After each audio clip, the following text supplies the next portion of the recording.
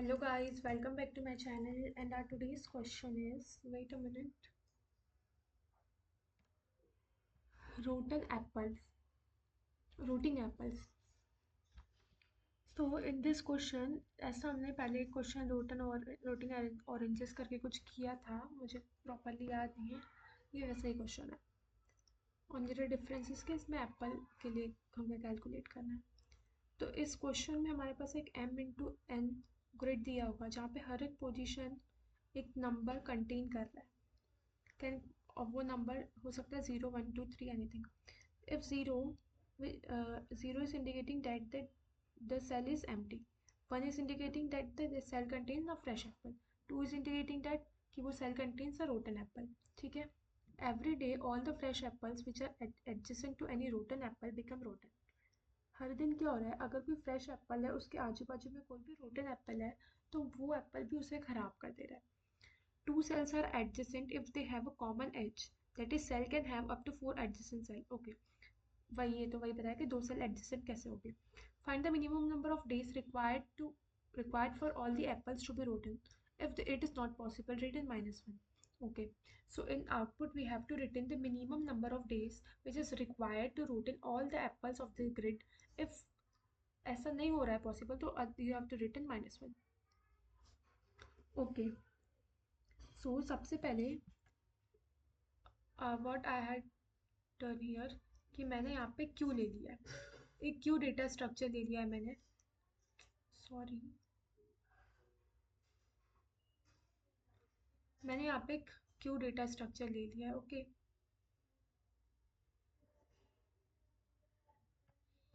Q data structure ले लिया है, इसमें मैं जितने भी मेरे रोटन एप्पल्स हैं उन्हें स्टोर करते जा रही हूँ। फॉर एग्जाम्पल कि अगर मेरे पास ये रोटन एप्पल है तो मैं इसका इंडेक्स क्या होगा, ये रो होगी मेरी 0 1 2, ये रो होगी मेरी 0 1 2। तो मेरा 0 0 पे रोटन एप्पल है तो मैं 0 0 पेयर अपने क्यू में स्टोर कर रही हूँ। ऐसे करके मेरे पास जितने भी रोटन एप्पल है उनके इंडेक्सेस में क्यू में स्टोर कर रही हूँ। This is my first step. उसके बाद क्यू में स्टोर करने के बाद मैं यहाँ पे एक बी एफ एस लगा रही हूँ। ठीक है, बी एफ एस ट्रेवल्स कर breadth first search, B F S traversal कर रही हूँ। और इससे क्या कर रही हूँ, मैं क्यू के हर एक पेयर को बाहर निकाल रही हूँ। फॉर एग्जाम्पल मैंने 0 0 बाहर निकाला, आई हैड टेकन 0 0 और अब मैं 0 0 के एडजेसेंट में चेक करूँगी कि क्या कोई रोटन एप्पल है। ठीक है, रोटन एप्पल है मतलब फ्रेश एप्पल है, सॉरी ये तो रोटन एप्पल है। इसके एडजेसेंट में अगर यहाँ पे अप डाउन लेफ्ट राइट अगर कोई भी मेरे पास फ्रेश एप्पल है तो मैं उसको भी रोटन कर दे रही हूँ। और मैंने यहाँ पे एक फ्रेश एप्पल करके वेरिएबल बनाया है, उसका काउंट मैं यहाँ पे डिक्रीमेंट कर दूंगी। जैसे ही मुझे इसके एडजेसेंट में कोई एप्पल मिला और इसको मैंने रोटन कर दिया तो मेरे फ्रेश काउंट को डिक्रीमेंट कर दूंगी कि एक फ्रेश एप्पल भी मेरा ऑलरेडी रोटन हो चुका है। ओके, और मैं बी एफ एस में जब ट्रेवर्स करूँगी तो मैं हर एक लेवल में जो होगा वो मेरा एक डे होगा। Level will indicate a day कि इस लेवल पे मैंने कितने एप्पल्स को ख़राब किया है एंड सो ऑन। तो मैं उसको, ठीक है, तो उस तरीके से मैं इसका जो लेवल है उसको इंक्रीमेंट करती जाऊंगी, विच मीन्स कि मैं डे काउंट को इंक्रीमेंट कर रही हूँ। ठीक है, और अगर एटलीस्ट एक फ्रेश एप्पल बचता है एट द एंड तो मैं आई विल रिटर्न -1। अगर कुछ भी नहीं बचता है, अगर फ्रेश एप्पल का काउंट 0 हो जाता है तो I will return false. Okay, तो मैंने जो अप्रोच बताई है इसकी टाइम कॉम्प्लेक्सिटी होगी big O of n into M, क्योंकि यहाँ पे n रोज है और m कॉलम है। इसकी टाइम कॉम्प्लेक्सिटी होगी n into M, space complexity भी उतनी होगी n इंटू एम। ओके, तो कोड से इसको समझते हैं, ऐसे तो उतना समझ आने मतलब शायद ही आए। देखो, सबसे पहले आहट वही मैंने ग्रिड लिख लिया है, ग्रिड के बाद मैंने क्यू बनाया है और एक फ्रेश एप्पल का काउंट। फ्रेश एप्पल का काउंट अभी इनिशियली 0 है। मैंने आइट्रेट करा है और चेक कर रही हूँ कि अगर ग्रिड का मतलब मेरा जो ये सेल है उसमें अगर 2 दिया है, 2 दिया है मतलब कि वो मेरा रोटन एप्पल है, तो मैं उसको अपने क्यू में ऐड कर दे रही हूँ उस पेयर को। अगर 2 नहीं 1 दिया है मतलब कि वो फ्रेश एप्पल है, तो I am incrementing the count of fresh apple कि मेरा फ्रेश एप्पल एक और है, मतलब मुझे मिल गया है। ओके, आई होप सो कि इतना पार्ट समझ गया हो। उसके बाद एट इतना सब होने के बाद आई एम कैलकुलेटिंग कि अगर मेरे पास कोई भी फ्रेश एप्पल नहीं मतलब सारे एप्पल मेरे रोटन है तो आई एम सिंपली रिटर्निंग 0 कि मैं वहीं से रिटर्न हो जाऊँ, आगे मुझे कैलकुलेट करने का कोई नीड नहीं है। अगेन अब मैंने एक डे लिया है। डे मतलब कि मुझे बताएगा कि कितने दिन लगेंगे टोटल एप्पल को रोटन करने में। इसलिए मैंने एक डे ले लिया है, एक डायरेक्शन ले लिया है, डायरेक्शन बताएंगी इससे हम क्या कैलकुलेट कर रहे हैं, उसके एडजेसेंट एप्पल हमें मिल जाएंगे। एडजेसेंट एप्पल को हम कैलकुलेट कर रहे हैं डायरेक्शन से, up down bottom left right वगैरह वगैरह। उसके बाद अब मैं मेन काम शुरू कर रही हूँ कि मैं अपने क्यू में एडिट करूँ। क्यू में मेरे क्या है, सारे रोटन एप्पल्स है। एज यू कैन सी मैंने क्यू में रोटन एप्पल्स आ रहा है और फ्रेश एप्पल का काउंट अलग है मेरे पास। क्यू में आई एम आइट्रेटिंग।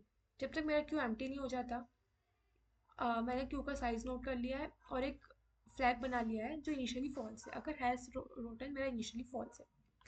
क्यू में आइट्रेट करके हर एक पेयर को मैं ले रही हूँ। हर एक पेयर को लेने के बाद उस पेयर के एडजेसेंट वाले सेल को मैं कैलकुलेट कर रही हूँ। कैसे, उसकी न्यू रो और न्यू कॉलम से मुझे उसका पेयर मिल जाएगा। ठीक है, उसके एडजेसेंट को कैलकुलेट कर रही हूँ। अगर उसका एडजेसेंट के सारे मतलब एडजेसेंट सेल पे जो कुछ वैल्यू है अगर वो मेरी 2 है, विच मीन्स कि वो मेरा रोटन है, तो मैं उसको सिंपली क्यू में मतलब ऐड कर दे रही हूँ। लेकिन अगर वो रोटन नहीं है तो मैं फ्रेश एप्पल का काउंट डिक्रीमेंट कर रही हूँ कि मैंने उसको अभी रोटन कर दिया है और फ्रेश एप्पल का काउंट डिक्रीमेंट करके हैज़ रोटन को ट्रू कर दे रही हूँ कि वो इनिशियली फ्रेश एप्पल था लेकिन मैंने अब उसको रोटन कर दिया है। ओके, तो ये मैंने हैज़ रोटन को इधर ट्रू कर दिया।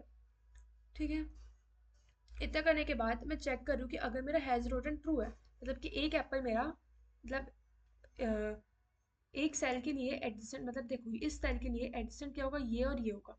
मतलब इस सेल के लिए अगर मैंने सारे एडजेसेंट कर दिया है, मतलब कि एक दिन में मेरा इसने इसको और इसको रोटन करा, तो अगर हैज़ रोटन मेरा ट्रू है तो मैं डे काउंट को प्लस प्लस कर दूंगी। ठीक है, अगर फॉल्स है विच मीन्स कि वो ऑलरेडी रोटन था, मैंने उसको कुछ नहीं किया है, फॉल्स रहेगा तो मैं डे काउंट को प्लस प्लस नहीं करूँगी। ठीक है, और at the and I am returning कि अगर मेरा फ्रेश एप्पल का काउंट 0 है तो मेरा जो मतलब कि मेरे सारे एप्पल टोटल हो चुके हैं, तो मेरे डेज में जितने नंबर ऑफ डेज मेरे कैलकुलेट हुआ है वो मैं रिटर्न कर दूंगी, otherwise I am returning -1। Okay, I hope so you got it. अगर मैं इसको एक और बार समझा दूँ ईजी लैंग्वेज में, तो जो ये मैं लूप चला रही हूँ ना, this loop will continue until there are no more rotten apples in the queue. Okay, because for each iteration of this loop we are representing that कि एक दिन मतलब कि एक लेवल और एक दिन में कितने एप्पल रोटन हो रहे हैं। सिमिलरली साइज तो मेरा साइज बता रहा है, ये क्यू का साइज बता रहा है। और फ्लैग लिया है विच इज़ इंडिकेटिंग दैट कि जो मेरा एप्पल है वो एटलीस्ट वन फ्रेश एप्पल मेरा रोटन हुआ है उस दिन या नहीं हुआ है। ठीक है, उसके बाद फॉर लूप मेरा जो बता रहा है, फॉर लूप में I am taking the adjacent cell from a direction array. ठीक है, उसके बाद वही वही आई एम चेकिंग कि if my adjacent cell is within the bound और नॉट, कि वो इसके अंदर आ रहा है या नहीं आ रहा है। ओके, और अगर वो फ्रेश है तो उसे रोटन कर दो, नहीं है तो क्यूब में ऐड कर दो और एट लास्ट चेक करो हैज़ रोटन अगर ट्रू है विच मीन्स कि एटलीस्ट एक एप्पल तो उस दिन रोटन हुआ है, तो डे काउंट को प्लस प्लस कर दो और at the end return the day count. Okay, now इसे रन करके देखते हैं।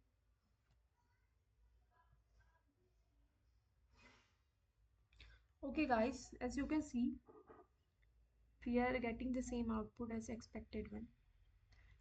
Okay, अगर so thank you guys, thank you for watching। और ये क्वेश्चन बहुत इंपॉर्टेंट है। as you can see, Amazon, make my trip, Microsoft, OYO, Samsung वगैरह ऐसी बड़ी बड़ी कंपनीज में पूछा गया है। So okay, so thank you for watching।